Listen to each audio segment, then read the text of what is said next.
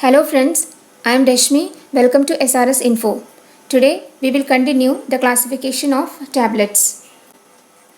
We have already completed the molded tablets and in the compressed tablets we covered oral, chewable, buccal, lozenges and soluble. Today we'll do effervescent implants, vaginal and enteric-coated. What is effervescent tablets? We have already familiar with the term effervescent. When we discussed about the powder, we have already explained in detail about this effervescent powders. The same process is happening here also. The active medicament is mixed with sodium bicarbonate, citric acid and tartaric acid. And these tablets when react with or when we put the tablets into water, it reacts in presence of water and liberates carbon dioxide. Okay, and producing effervescence. Due to this liberation of carbon dioxide, the effervescence is produced, which leads to the disintegration of the tablet. EC disintegration. When it needs the EC disintegration or we need the solution formation immediately, then the effervescent tablet is used. It hastens the solution formation so that it increases the palatability, convenient to take the patient immediately. The onset of action is very fast. This is the advantages of effervescent tablets. Okay, the next one is vaginal and rectal tablets. These are mainly suppositories or pessaries, but the specialty is it is compressed into tablets form. Vaginal suppositories or pessaries prepared by the compression are called vaginal tablets. This is the vaginal tablet. Look into the shape. This is ovoid or almond shape. The vaginal tablets are ovoid or almond shape, and the most important thing is it is very soft. It has to be dissolved in a smooth way so that soluble additives are used here. And mainly antibiotics and steroid can be administered through this vaginal path, vaginal route. And to improve or to make the easy administration, plastic tube inserters can be used for placing these tablets in the vaginal tract. It makes the application more convenient and less painful. And the same process is happening in the case of a rectal tablet also. The laxative suppositories are formulated as compressed tablets for rectal use are called rectal tablets. Okay, these are the suppositories, but it is compressed to form tablets that we can call as rectal tablets. The route of administration is rectum. Again, the supportive plastic inserters can be used for EC insertion, EC administration. The active medicament is mixed with disintegrating agent for EC disintegration. And how does this disintegrating agent works?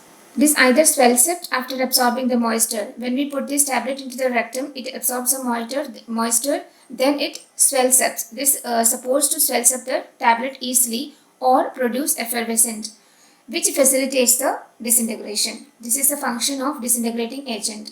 In the case of rectal tablet, the disintegrating agent easily swells up by absorbing the moisture or produce effervescence, which further facilitates the disintegration of the tablet so that it can be absorbed easily. Another point is the tablets are covered within the layers of polyethylene glycol. Why? There are two reasons. One is it acts as a protective covering because the route of administration is rectum. So hard tablet is difficult to administer, to place into the rectal route. So for making giving a smooth cover, it gives a protective covering so that we can add it covered with the layers of polyethylene glycol. The second reason is it facilitates the insertion of the tablets into the rectum.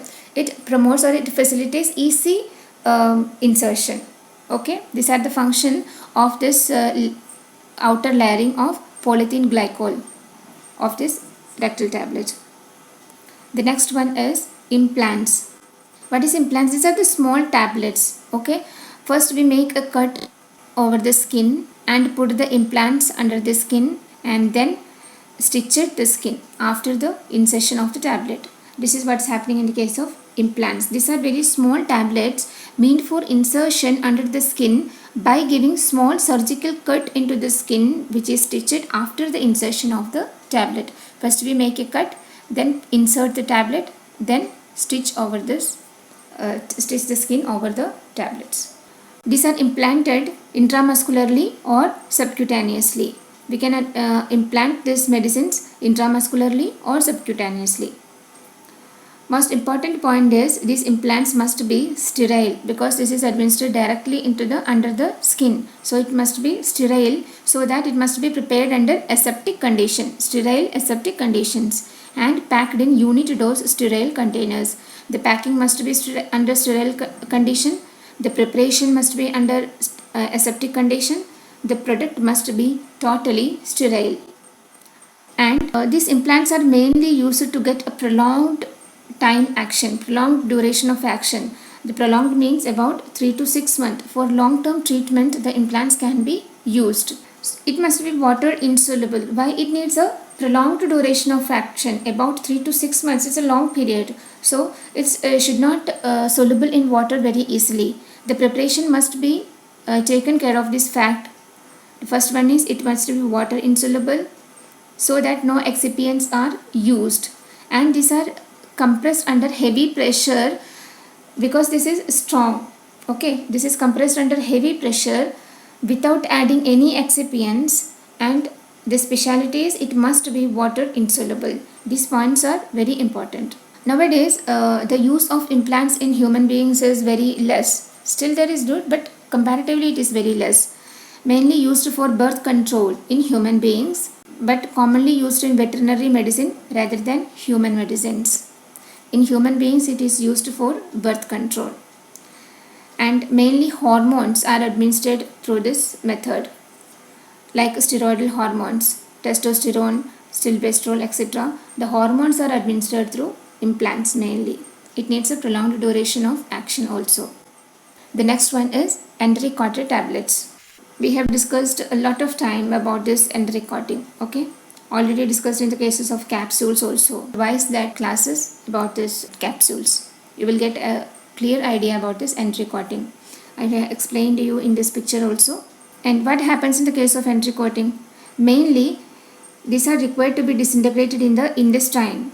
In the case of Endricotting, what happens is 60 to 80% of the medicines is absorbed in intestine only. It passes the stomach as such. There is no change of the medicines is taken place in the stomach. It just passes through the stomach as such and absorbed in the alkaline medium of the intestine. For this purpose, the coating is given. This coating is given for that purpose. What is the purpose? It must not be absorbed in the stomach, but it has to be absorbed in the intestine. The example is diclofenac Endricotted tablets. One example, there are a lot of examples. You go through this different types of tablets, forms, examples, etc.